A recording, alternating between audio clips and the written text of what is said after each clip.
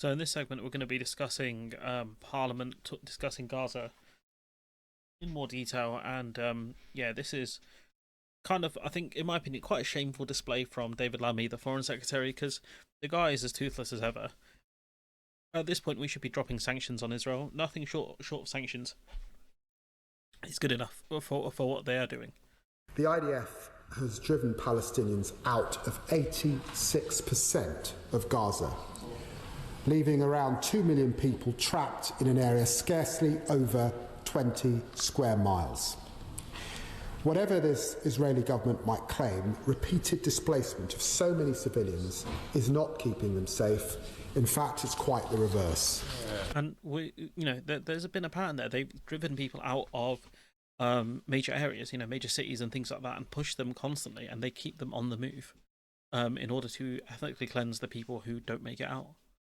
So, we've seen this for, since I think near the beginning of the conflict, really.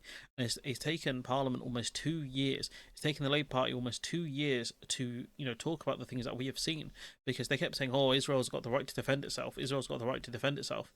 And it's like, not like this, bro. This is not self-defense. This is slaughter. Mr. Deputy Speaker, the new Israeli aid system is inhumane, it's dangerous, and it deprives Gazans of human dignity. They've been doing that since the start, bro. They've limited foreign aid completely to the point where, there were trucks sat in Egypt waiting to go across, and they purposely blocked it. They have steadily increased the amount of damage they are doing to the average civilian, but they started at a very high bar from the jump. And we were constantly warning about this, but no, all we heard is Israel's got a right to defend itself. They've got to act according to international law and all of this stuff. It's like, dude, we saw this from the beginning. It contradicts long-established humanitarian principles. It creates disorder Hamas is now exploiting, with distribution points reduced from 400 to just 4. It forces desperate civilians, children among them, to scramble unsafely for the essentials of life. It's a grotesque spectacle, wrecking a terrible human cost. Almost 1,000 civilians have been killed since May, seeking aid, including 100, Mr. Deputy Speaker, this weekend alone. There are near daily reports of Israeli troops opening fire on people to access food.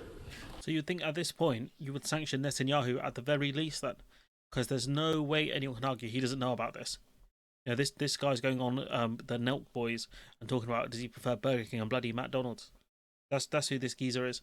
And you've got, our politicians here who refuse to put sanctions on him. Israeli jets have hit women and children waiting for a health clinic to... We supply the parts for those F-35s as well. So, we are involved in this, whether we like it or not. We've got spy planes flying out from Cyprus. The argument of, oh, we're helping them find civilians or whatever. They're not looking for civilians, dog. They don't care for their own civilians. What they are looking for is more Palestinians to kill. That's all they care about. It's not about the hostages. Hasn't been from the start. Open. An Israeli drone has struck down children filling water containers, which Israeli officials blamed on a technical error. The Israeli government must answer, what possible military justification can there be for strikes that have killed desperate, starving children? Which they've done from the start. You can morally grandstand all you want, David Lammy, but we saw them ambush a load of first responders, and they buried the bodies in the desert to try and hide what they've done. I think it was the desert, or it might have been the desert. It might have been just the field that was nearby.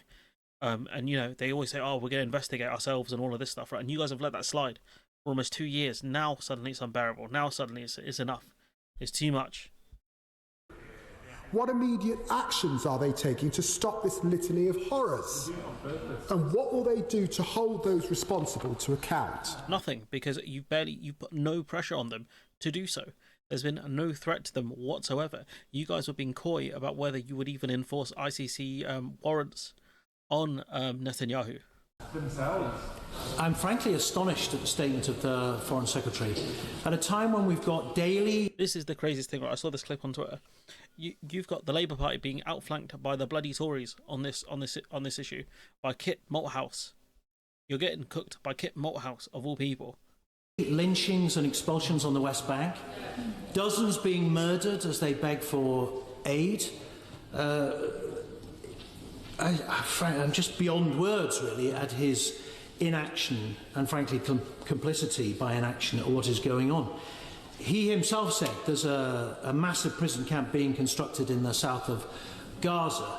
He knows that leading genocide scholars from across the world now are ringing the alarm bells, and yet he has the temerity to show up to this House and wave his chequebook as if it's going to salve his conscience. Can he not see that his inaction and, frankly, cowardice is making this country irrelevant? Can he also not see the personal risk to him, given our international obligations, that he may end up at The Hague because of his inaction? And finally, really frankly, an appeal to the Labour backbenchers. We can't get your leadership to change their minds. Only you can, if you organise and insist on change.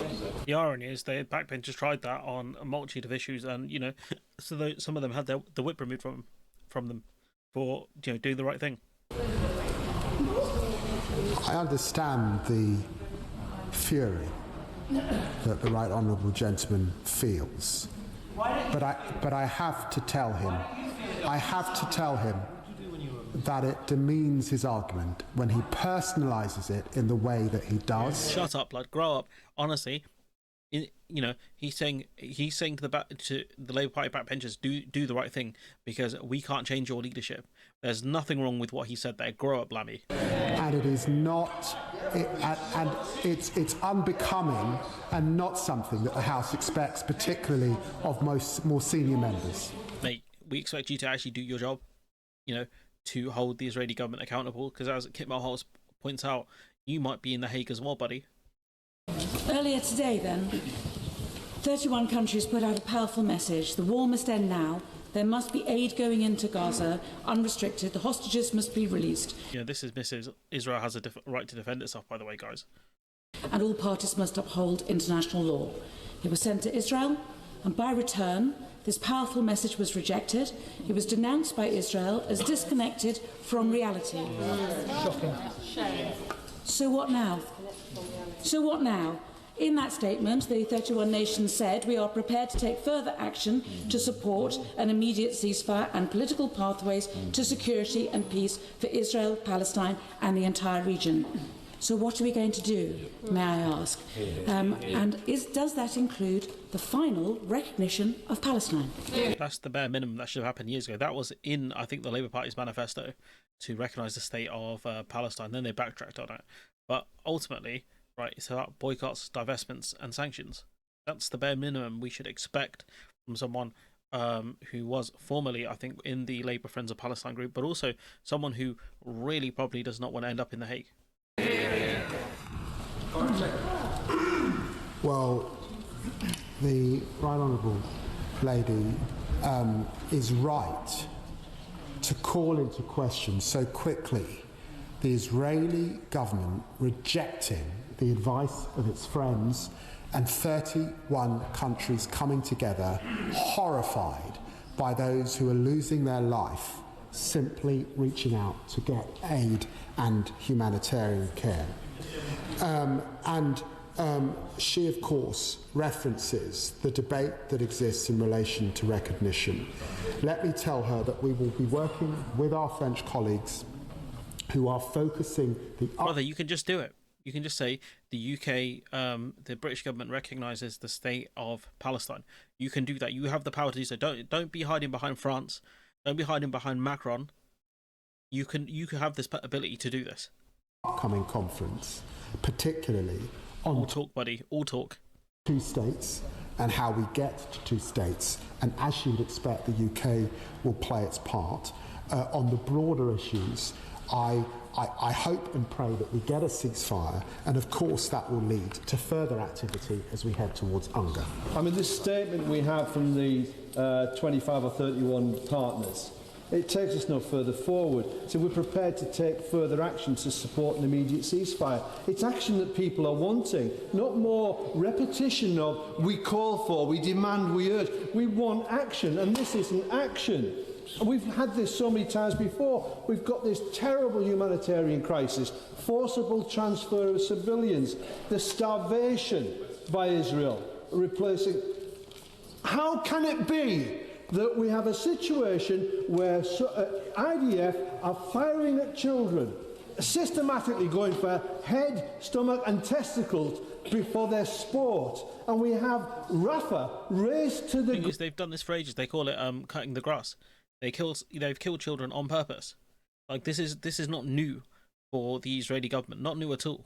Ground, and this euphemistic humanitarian city being constructed, which the former Prime Minister of Israel called a concentration camp. When are we going to take the appropriate action to bring about comprehensive and full trade and arms embargo and concentrate the mind of Israel? Because nothing else is working. They're not listening. They're getting away with murder every single day. The Honourable Gentleman clearly didn't listen to a word that I said, but I'm sure that the Foreign Secretary did. I understand my honourable friend's frustration, and he has been consistent with that for a very... This is why I hate Parliament, just the fake niceties. Fake niceties. Long time, and as I've said, I regret that we are not at a place where we currently have a ceasefire, despite the international community that calling for one and the pressure that exists, and he's wrong. What pressure? There is barely any pressure on Israel. There's not been any real countries that have done sanctions on them. I think Ireland have either done a boycott or are looking at doing that, but there's been very minimal pressure. What we sanctioned Russia for less. We are seeing at the moment is an abomination, and I would join him with those remarks. Last week in Bogota, the Hague Group of Nations met, led by South Africa. Those nations pledged to support the ICC, to support the ICJ, to refuse all arms sales to Israel, to refuse the facilitation of arms to Israel, to refuse... We can also close off airspace to Israel as well. All of these countries can close off their airspace to Israel and just isolate them. Anything that enhances the occupation of Gaza and the West Bank. In short, global opinion supporting the Palestinian people. Will the British government also sign the Hague Declaration and support those group of nations determined to bring the world's attention to this, to end the genocide that's going on and the occupation that continues? Well, I will speak to my South African counterpart about that issue, but can I say to him, we here in the UK support the ICC. And he's asking for a specific convention, a specific agreement. That's what he's asking about. Indeed, it receives funding from British taxpayers and the ICJ. We also stand against what we are seeing in the West Bank and what we are seeing... So do something then. Do something. Stop supplying them with F-35 parts. Start putting on sanctions. Start boycotts. Start divestments. In Gaza, so much of what he has said... Start secondary sanctions. Like, there are so many things, so many tools at our disposal in the UK, and we're just choosing not to use them. I would also say is consistent with UK policy. If we are seeing children being killed for getting vital food and aid, we must ask ourselves, what more can we be doing? If we are seeing children being manipulated at malnutrition, if we are seeing children starving, Foreign Secretary, I ask, where is the real action from this government to stop this so that more children can live? Well, I hear the strength of my honourable friend's conviction and views. When she asks for more action, we are taking action. We have taken action every single day. What action have you done? Apart from words, what have you done? Words are not actions, bud. Words are not actions. Actions speak for themselves. You know, sanctions, boycotts, that type of thing. In office, British taxpayers are funding the alleviation of suffering. Is it enough? No. Have we brought this war to an end? We have not brought this war to an end, and I have to tell her the UK will be unable to do that unilaterally. But you can try. There are things you can try to put more pressure on other countries to say, look, we have decided to put boycotts and sanctions on these politicians because of what they've done. What are you going to do now? That's what should be happening. That is why we are working with partners internationally. I have done that every... Complete fraud. Oh, yeah, I've done that. Yeah, I'm working really hard by talking to people. That's all I'm doing. Every single day in office. Me raising my voice will not bring this war to an end. And I lament So that. what are you shouting at this lady then? Like, what you need to do is actions. And I regret that. But am I sure the UK government is doing everything in its power? Yes, I am. So you're flying spy planes, training members of the IDF, continuing to sell them F-35 parts. Yeah, you're doing everything you can, bro. Okay. That's very convincing. Very convincing, Lammy. There's more Starmer in front of I think it's the liaison committee. We hear a lot of words, and there's been another statement, I understand today, a joint statement with 25 countries, but people are asking for action. You must hear that. And we have yet to see any steps that have led the Israelis to take action on a ceasefire. Indeed, the opposite is the case. Every morning brings new horrors and new atrocities, new displacements, new deaths of civilians queuing for food in that way. And they're looking to you and to this government to try and provide something which makes that ceasefire happen. What will that be? Firstly, let me be clear, the situation on the ground in Gaza is intolerable on so many levels, and we make that absolutely clear in all of our exchanges with Israel and with... Yeah, they're taking you real serious, bro. You know, you say, oh, the situation is horrible. It's like, don't care. They don't care. Other countries. Whether that's the deaths for those that are queuing for aid, whether it's the plans Deaths, they just die, do they? They just die spontaneously. No, they're killed by the IDF. Force Palestinians to live in certain areas or excluded from certain areas. They're all intolerable and absolutely wrong in principle. We have taken action, as you know, in terms of sanctions, in terms of what we're doing. Barely any sanctions, barely. With arms sales. And we are working hard with allies to ensure we bring about a ceasefire. But we need to get to that ceasefire to create the conditions for everything else that needs to happen and will continue. So how are you going to create the ceasefire then, apart from words? Like, honestly, this is just shocking. Like, I saw this message, right? So Starmer told the cabinet that the Tories get 96% of things wrong, focus on the 4% of things they get right, whereas Labour gets 96% of things right, but agonise over the 4% we get wrong. And maybe that 4% that you get wrong is a complete disaster, like cutting PIP payments for a start, but also your complete fraudulence over Gaza.